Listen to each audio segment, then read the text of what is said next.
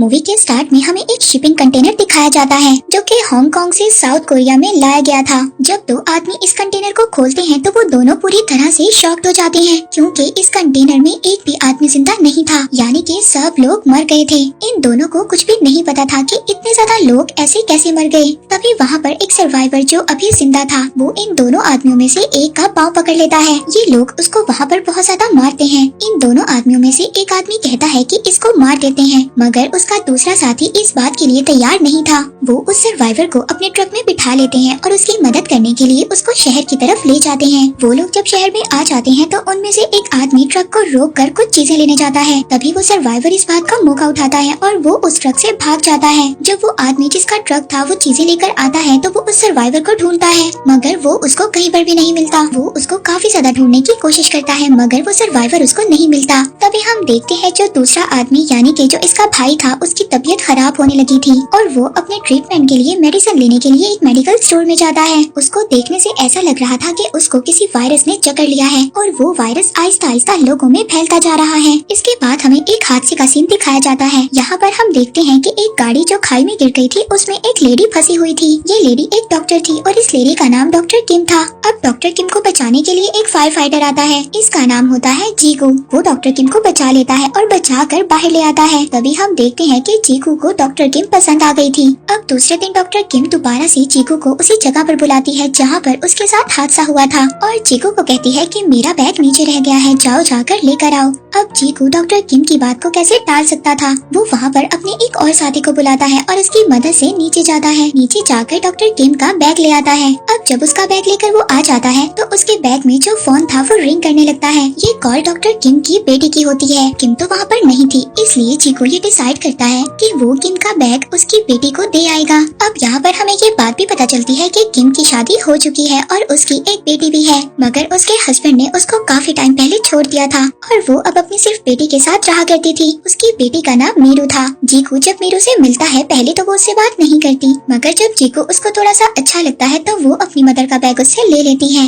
अब जीगू अपनी कार में वापस जा रहा होता है। तभी हम देखते हैं कि जीगू के पास जो बस जा रही थी उसमें एक आदमी बहुत जोर जोर से खांस रहा था। इसका मतलब ये है कि ये वायरस अब आहिस्ता आहिस्ता फैल रहा था। तो दूसरी तरफ जब किम की बेटी घर वापस आ जाती है तो वो अपनी मदर को उनका बैग देती है। वो देखकर बहुत ज्यादा खुश होती है और पूछती है कि ये तुम्हें कहाँ से मिला। तभी वो बताती है कि मुझे जीगू नाम के एक अंकल ने ये बैग दिया है। किम इस बात को समझ गई थी कि ये वही फायर फाइटर है और वो दिल ही दिल में उसका शुक्रिया अदा करती है। अब किम और उसकी बेटी दोनों मिलकर एंजॉय कर रही होती हैं। तभी किम को हॉस्पिटल से कॉल आती है कि एक बहुत बड़ी इमरजेंसी है, एक अजीब सा केस है, जल्दी से हॉस्पिटल आ जाएं। अब किम अपना फर्ज निभाने के लिए हॉस्पिटल चली जाती है। वो रास्ते में अपनी मदर को भी कॉल करती है कि आप मीरू के पास चली जाएं, वो घर में अकेली है। जब वो हॉस्पिटल के सीन को देखती है तो हर तरफ भगदड़ मची हुई थी। तभी हम यहाँ पर वही पेशेंट देखते हैं। वो कोई और नहीं था बल्कि जो हमने वो मूवी के स्टार्ट में दो भाइयों को देखा उनमें से उसका एक भाई था जिस पर वायरस असर कर गया था और उसकी हालत बहुत ज्यादा खराब थी और उसकी बॉडी में बुरी तरह से रेड रैशेस बढ़ चुके थे। उसके पास से एक फोन भी मिलता है। अब जब डॉक्टर उसके फोन को चेक करते हैं तो उसके मोबाइल में उनको कंटेनर की वीडियो मिलती है जिसमें बहुत ज्यादा लोग मरे हुए थे। अब किम बाहर आती है और उसके भाई से पूछती है कि ये कंटेनर तुम्हें कहाँ पर मिला और ये रिकॉर्डिंग तुमने कैसे की। वो वहाँ पर किम की बात का कोई भी जवाब नहीं देता और गुस्से में अपने भाई से मिलने जा रहा था। सभी लोग उसको रोक रहे थे। जब वो अपने भाई को जाकर देखता है तो वो पूरी तरह से शॉक्ड हो जाता है क्योंकि उसके भाई की डेथ हो गई थी। जब वो अपने भाई को टच करता है तो सभी डॉक्टर उसको रोकते हैं, मगर वो अपने भाई को ऐसे देखकर बिल्कुल टूट चुका था और वो वहाँ पर अपने उन्हीं हाथों से बाकी लोगों को भी टच करने लगता है, मगर सभी डॉक्टर्स इसको कंट्रोल कर लेते हैं। इसके बाद हम मीरू को देखते हैं जिसको वही सर्वाइवर मिलता है जो कंटेनर में बच गया था। मीरू उसको खाने के लिए खाना देती है। वो सर्वाइवर बार बार मीरू से यही बोल रहा था कि तुम मुझसे दूर रहो, लेकिन मीरू उस सर्वाइवर को बार बार अपना नाम बता रही थी और उसके पास जा रही थी। तभी वो सर्वाइवर वहाँ पर जोर जोर से खांसने लगता है।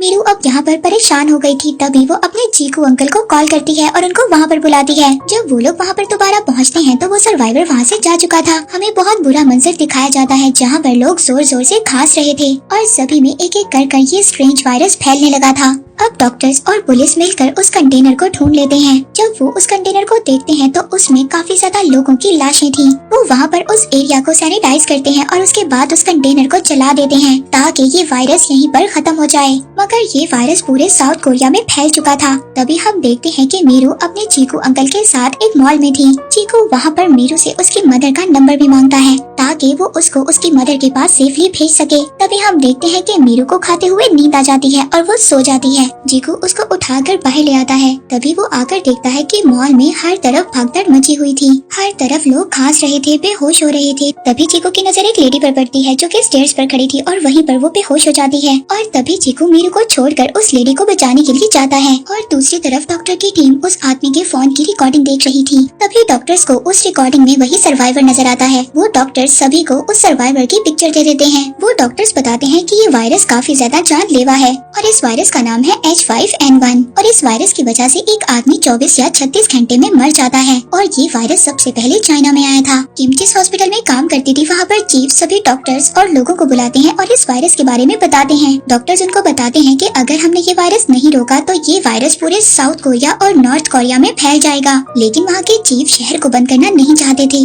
तभी वो लोग विंडो से देखते हैं कि एक पेट्रोल पंप पर बहुत बड़ा धमाका होता है जिसकी वजह से सभी गाड़ियाँ आपस में टकराने लगती हैं। तभी लोग गाड़ियों से बाहर आकर बेहोश होने लगते हैं। तभी वहाँ की गवर्नमेंट ये डिसाइड करती है कि ये पूरे सिटी को इवैक्यूएट कर देंगे और ये सबको इस जगह से कहीं दूर ले जाएंगे। अब सब लोग यहाँ से चले जाते हैं मगर डॉक्टर किम यहाँ से नहीं जाती क्योंकि उसकी बेटी उसके साथ नहीं थी और अब बस एक लास्ट फ्लाइट ही बची हुई थी। तभी वो अपनी बेटी को कॉल करती है और उसका फोन चीकू उठाता है। वो उसको वहाँ पर मॉल के हालात बताता है। वो उसको बताता है कि सभी लोग बुरी तरह से खांस रहे हैं और बेहोश हो रहे हैं। किम उसकी ये बात सुनकर मॉल पहुँचती है। जब वो मॉल जाती है तो वहाँ पर गवर्नमेंट ने लॉकडाउन लगा दिया था, इसलिए हर तरफ अफरा तफरी थी। लोग खाने पर टूट रहे थे। ऐसा लग रहा था कि बस दुनिया खत्म होने वाली है। अब यहाँ पर चीकू मीरू को ढूंढ रहा था। पहले तो वो उसको नहीं मिलती मगर बहुत ज्यादा ढूंढने के बाद वो उसको मिल जाती है। तभी वहाँ पर मिलिट्री आ जाती है और वो सब लोगों को मॉल के अंदर रहने का कहती है। किसी को भी बाहर आने की इजाजत नहीं होती और तभी मॉल का शटर बंद कर दिया जाता है क्योंकि हर चीज को लॉक किया जा रहा था ताकि ये वायरस कहीं और ना फैल सके।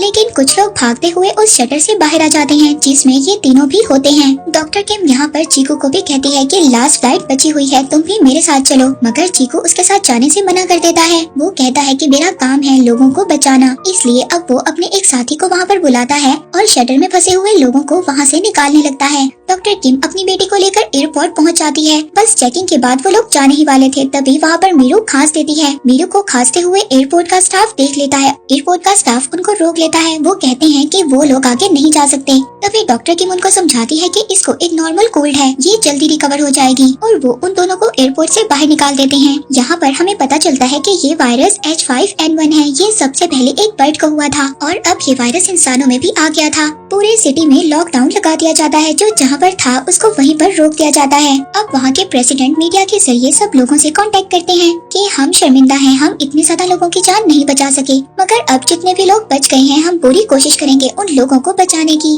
अब इसके बाद वहाँ पर मेयर के साथ सब लोगों की मीटिंग होती है। वो इन सबको कहते हैं कि हमें एक बड़ा सा कैंप लगाकर सब लोगों को वहाँ पर रखना चाहिए। लेकिन वहाँ पर सीनियर डॉक्टर उनसे कहते हैं कि अगर हमने ऐसा किया तो जो लोग इन्फेक्टेड नहीं है वो भी इन्फेक्टेड हो जाएंगे और जिन लोगों को वायरस नहीं है वो लोग भी मुसीबत में आ जाएंगे। अब वो लोग कोई भी डॉक्टर की बात तो नहीं सुनता, सभी मेयर की बात को सुन लेते हैं क्योंकि हमें पता है कि गवर्नमेंट के पास एक अलग ही पावर होती है। गवर्नमेंट पब्लिक में अनाउंस करती है कि साउथ कोरिया में एक वायरस फैल गया है और हमें सब लोगों को एक कैंप में रखना होगा। अब ये न्यूज आने के बाद हर जगह पर मिलिट्री फैल जाती है। अब सब लोगों को घरों से निकाला जा रहा था और उस कैंप में रखा जा रहा था। हम देखते हैं कि WHO के हेड और साउथ कोरिया के प्रेसिडेंट दोनों मीटिंग करते हैं। डॉक्टर प्रेसिडेंट को मीटिंग में बताते हैं कि हम जो कर रहे हैं वो बिल्कुल गलत है, ऐसे तो और लोगों को भी वायरस लग जाएगा।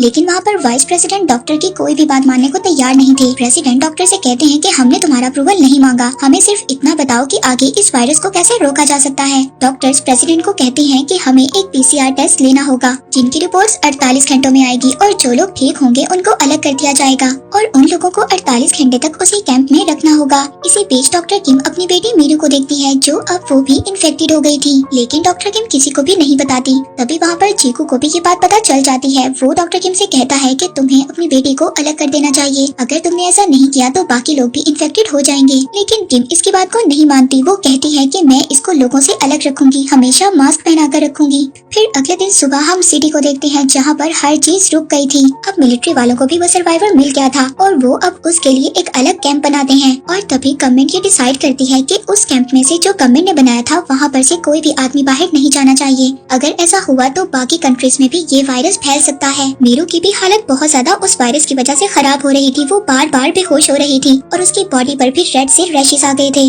डॉक्टर किम अपनी बेटी को बचाने की बहुत ज्यादा कोशिश करती है। वो बार बार गॉड से प्रेयर भी कर रही थी, मगर अभी तक इस वायरस की कोई भी वैक्सीन नहीं बनी थी। वहाँ पर उसी सर्वाइवर का भी डॉक्टर टेस्ट कर रहे थे। तभी डॉक्टर्स की टीम किम के पास आती है और उसको भी वो अपनी टीम में शामिल होने का कहती है, क्योंकि डॉक्टर किम एक स्पेशलिस्ट थी। अब सब डॉक्टर्स जब उस सर्वाइवर का टेस्ट करते हैं तो उनको पता चलता है कि वायरस होने के बावजूद उस सर्वाइवर को कुछ भी नहीं हुआ और वो बिल्कुल ठीक हो गया और वो इस वायरस से अब बिल्कुल रिकवर हो गया है। इसका मतलब ये था कि उस सर्वाइवर के ब्लड से वैक्सीन को बनाया जा सकता था। इसके बाद वहाँ पर जो डॉक्टर्स थे वो अपने सीनियर डॉक्टर को वीडियो कॉल करते हैं और वो अपने सीनियर डॉक्टर से पूछते हैं कि हम इस सर्वाइवर के ब्लड से एक सीरम बनाना चाहते हैं। उनके डॉक्टर उनको परमिशन दे देते हैं। फाइनली ये लोग सीरम बना लेते हैं और रिजल्ट भी पॉजिटिव आता है। उन्होंने वो सीरम बना लिया था। वो लोग काफी ज्यादा खुश हो गए थे, लेकिन इस सीरम को लगाने के लिए लोगों को काफी टाइम चाहिए होगा। तभी हम वहाँ पर देखते हैं कि डॉक्टर किम एक सीरम चुरा लेती है। डॉक्टर किम अपनी बेटी को वो इंजेक्शन लगा देती है, मगर तभी वहाँ पर आर्मी के लोग आ जाते हैं। वो डॉक्टर किम पर गुस्सा करते हैं और कहते हैं कि तुमने इसे यहाँ पर क्यों रखा हुआ है,